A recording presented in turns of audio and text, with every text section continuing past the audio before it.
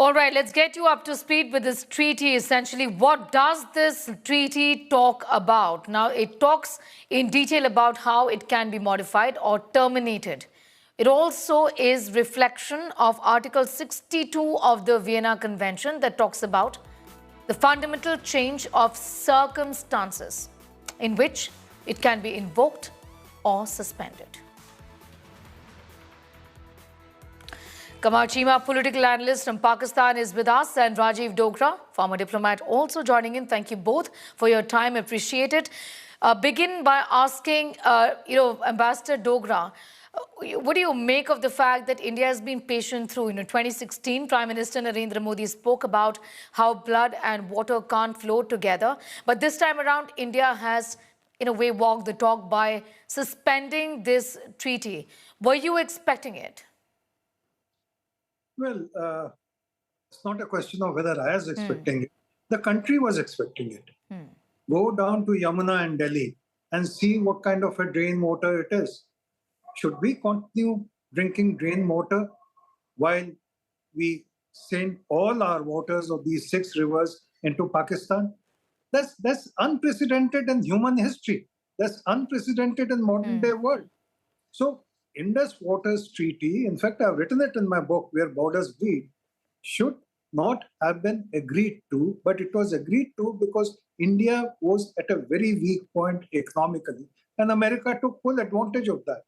American ambassador, I have quoted again in the book, based in Pakistan, sent back a telegram to Washington saying that both India and Pakistan are in economic difficulties, but India even more so. So it is the right time to teach Pandit Nehru rules of international behavior. That is how World Bank was brought in, because World Bank was going to give money. But the irony of it is, not only was India blackmailed into giving up all its waters, nearly all its waters, but it was also forced to give, when it was in huge economic difficulty, 68 million pounds, in today's terms, 2 billion pounds to Pakistan, so that it could give more, build more canals to have more water from the 6 rivers. Kamar Cheema, your government seems to be obviously rattled, talking about the fact that there will be blood flowing, etc., that has been said by various political leaders. But it's a worrying situation, essentially, isn't it? Given that 80% of your economy also is agrarian, huge dependence on the water. And this is going to be hugely problematic. Domestic pressure finally on the government will grow. Well, I think Pakistan has other means to address this. And since Pakistan's National Security Committee has called it already an act of war, so we do understand how to get things done. If India does understand that if it can get out of a treaty, or it can unilaterally withdraw from it, while knowing that this is a multilateral agreement, and India believes that we do not understand what is the value of a multilateral agreement, then we have other means to get it done, and we will get it done. What are the other means, like the open threads that are being issued, that the blood of Indians is going to flow? Is that your way of fixing it? I think India's armed forces and India's Ministry of External Affairs does understand the meaning of act of war. How badly is it going to affect your people? If you could talk to us about it, and what's the kind of pressure building at home? Well, obviously, we have 240 million people in Pakistan who would be affected by this if the water doesn't flow that way. But we do understand the Indian government doesn't have enough of infrastructure. There is a lot of engineering is required. A lot of funds need to be moved. So there is a lot of time which is required. So we do understand how to do this. So if the war is to be, then let it be, because since 2014, since Prime Minister Modi is in office, we have seen the deteriorating relations between both the countries. There is a clear pattern that is in front of us, and if Prime Minister Modi wants to fight the war with Pakistan at the end of his political career, then let the war be. Kamar Cheema, is it us or is it you? I'd like to bring in Ambassador Dogra here. We've been at a disadvantage for 65 long years without any benefits of this water agreement that we were really arm-twisted into signing. Isn't it, Ambassador Dogra? And now, essentially, Kamar Cheema says Pakistan will do what it can. They know how to answer back. They know how to fix this problem. Well, firstly, let me correct Mr. Cheema. It's not a multilateral agreement. Okay. It's a bilateral agreement. Secondly, there is no agreement in the world which cannot be revoked, suspended, or simply cancelled. Look at what the Pakistani brother called Turkey had done a few decades back when they decided that the rivers Euphrates and Tigris, which flowed from Turkey to Syria and Iraq, would now be restricted in their flow because Turkey wanted to make dams. So it did not have any compunction in abrogating that treaty unilaterally. That was a multilateral treaty because there were 3 states involved. Look at what China is doing. Whenever it wants, it restricts the flow of waters to India. It does not give any hydrological data to India. So Mr. Chima should get his facts right. And let me also remind him that the creator of Pakistan, what he said before the partition, British authorities called in Pandit Nehru and Mr. Jinnah and said, what is your opinion about sharing of waters? Pandit Nehru, being a generous man, he said, whatever is fair, please do that.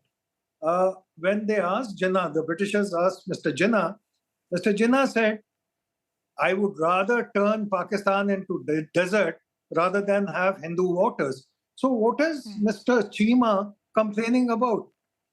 And as far as yes, please come in. Well, the point is that there is a World Bank which definitely has brokered this treaty, which is a guarantor of that. And in the presence of a third party, which is a guarantor, how can India withdraw? And there is an entire mechanism which is written in this treaty. There is Article 12, subsection 4 of the treaty, but definitely you can't withdraw from this. Yes, I understand India is a friend of Israel. It doesn't understand the UN Charter. It doesn't understand the global norms and values. So being a friend of Israel, it does suit India to violate the global norms, values, international charter, international law. I can understand. But let me tell you, so if India believes that this is bilateral treaty, obviously there are 2 countries, but there are guarantors. And both the countries have submitted this treaty in the United Nations. Okay. And I think the India does know this. So if still it want to get out of that, point taken. The World Bank comes in at this point in time. And this is in fact what you're referring to at this point in time. But I also want to just tell you, Kamar Chima, that you said that India has violated this, but please also just look at what you have violated, the manner in which terror has been sponsored by Pakistan on Indian soil. Look at the attack that has taken place and look at the rhetoric from your political leaders. Does that do you proud? Well, Pakistan is a victim of terrorism. We have laid 80,000 lives in bringing peace in the world, in the region, and we are still being affected by that. And for this matter, we have seen that in many cases, the Indian government has been sponsoring terrorist organizations like BLA. We have told that, and today Pakistan's Interior Minister has come up with an inquiry of the event. If India wants to hold an impartial inquiry, if India involves other actors, so this is a big statement that has come from the Pakistani. Statement is good, very good, sounds really good. But the fact is that dossier after dossier was given to Pakistan after the horrific terror attacks that took place in Mumbai in the year 2008. What did you do about it? Ambassador Dogra, please come in. Do you trust Pakistan at all, even less than 1%? Well, if they want evidence, why do they need to go to neutral expert? Why don't they take the video camera of the terrorists? Because they were recording it all. And if they want further evidence, why don't they switch on India Today and many other channels which are recording what happened at that unfortunate place? Just now you're showing it again. Yes. So let's not be diverted by the same horrible response from Pakistan to human tragedy of such vast proportions. As far as keeping up with the treaties is concerned, UN's role is just a repository. It's a depositor of treaties, nothing more. Right. As far as the World Bank is concerned, it's been brokered by the World Bank. Let me come to it. Yes. As far as World Bank is concerned, let me tell you, I have done the research. World Bank did not have the mandate to act as a mediator. So World Bank hoodwinked India into letting it become a mediator. So that is going to be questioned. If I have my way, that is the first charge against the World Bank also. Secondly, as far as Pakistan's international behavior is concerned, I don't have to give chapter and verse on the treaties they have broken. Let me give the latest instance. Who gives Pakistan the right to stop the overflight of civilian aircraft? It is against ICAO's charter. Yet Pakistan breaks it. Who gives Pakistan the right to stop Indian goods from going to Afghanistan and vice versa? It is against international law. So let's not talk about treaties and words and so on. Pakistan is master of deception and master of telling lies to the world. Kamal Chima, your take on what has been said by Ambassador Dogra as far as violations on Pakistan's part on various treaties concerned.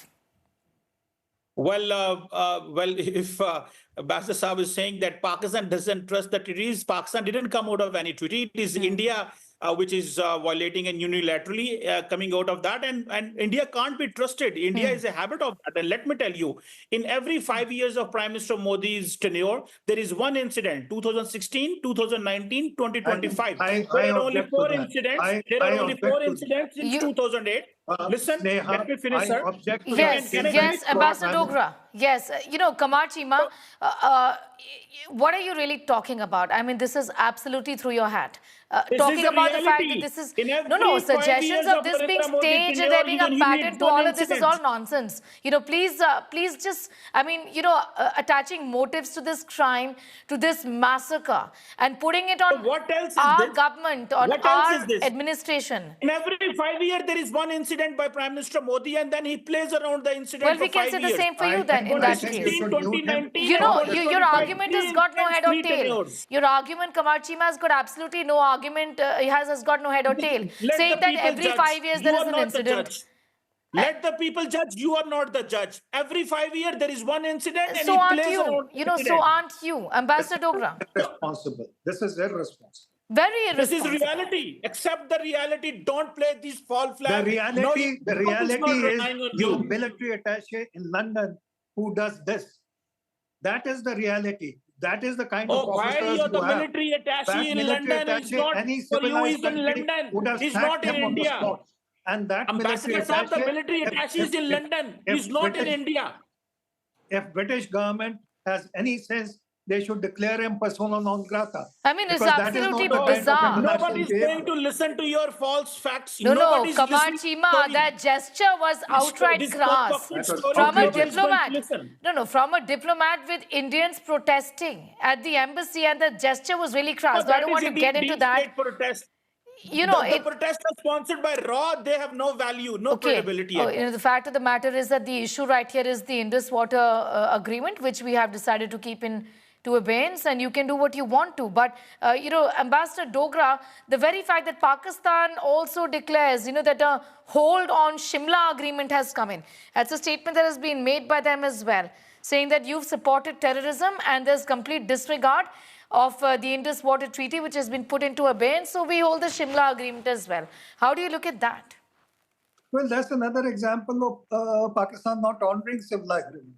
Shimla agreement also said that you will not do anything to change the status quo. What happened in Kargil? That was an attempt at changing the status quo. Shimla agreement also said that the line of control will not be crossed for any violence. What happens to the daily acts of terrorism from Pakistan? So, Shimla agreement, let me tell you another secret. After Bhutto signed Shimla agreement, when he went back to Wagah border, he told his confidant, who incidentally told me in confidence, he told his confidant, I have made a fool of that woman. I have no intention of honoring Shimla agreement. So that is the reality of Pakistan. That is the reality of its leaders. Ambassador Dogra also talked to us a little about what next as far as the Indus Water Treaty is concerned. What do you expect India to do now that we are no longer required to notify Pakistan on infrastructure being built, for example, dams being built? How can this water be used for India better? Well, firstly, as an ordinary citizen, I would hope and request that this treaty be scrapped altogether because it was under blackmail that India signed it. But how can India use these waters that unfortunately we had not prepared well. Otherwise, over the last many years, we should have built a canal system to Right. divert waters, even to Delhi, not to talk of Rajasthan. Haryana and Punjab are fighting every day over water resources. They could have got water and those needs would have been satisfied. So there are immense varieties in which water can be utilized. But for the immediate purposes, since it is the cotton crop sowing time in Pakistan, I hope we divert at least some bit of water so Pakistan feels the pinch. Because Okay. if that little bit of water is diverted, cotton crop would be badly affected. Kamachima, I would like to ask you, what do you think your government intends to do? Give us a sense of this, given that 25% of Pakistan's GDP really depends on supply of water from the Indus system. So a bit of a situation that you all have landed yourselves in. I think we will cross the river when it will come, but the question is that India The cannot river do will it. not be there. Listen, Yes, sir, the river won't be there sir, for you to cross. let me tell you, we will manage it. We know what to When do. you want to drown, we'll We send know the what flood. to do. India has decided, and India has decided to get out of the treaty. That's fine. When the time will come, we will decide it what to do. But right now, I think there's so many avenues which could be, used for that. There is a lawfare which we can go for that. Then there are other international platforms where we can expose India's hypocrisy. And then if we believe that we are not being listened anywhere in the world, then we have other means to get it done. Don't worry, there will be floods in India. We know how to get those floods of water. So we will manage it. And I think the time will tell for Okay, that. expose India, expose yourself. I don't know, time will tell. But Ambassador Dokra, I'd also like to ask you, and this is my last question really, that India does have the option to make a legal exit as well, as per Article 60 of the Vienna Convention of the Law of the Treaties, that permits a country to opt out legally also, isn't it? Circumstances are different now. It's no 1960. We no longer can be arm twisted into signing this treaty and suffer silently for the last 65 years or so that we have, isn't it, Ambassador Dokra? Absolutely, you're correct. And I can give any number of examples. For example, between America and Russia, there were two arms treaty which America recently signed off on them, saying that these are no longer valid. So America was not afraid of any Vienna Convention or any of the obligations it had entered into. So I don't think legalities matter anymore.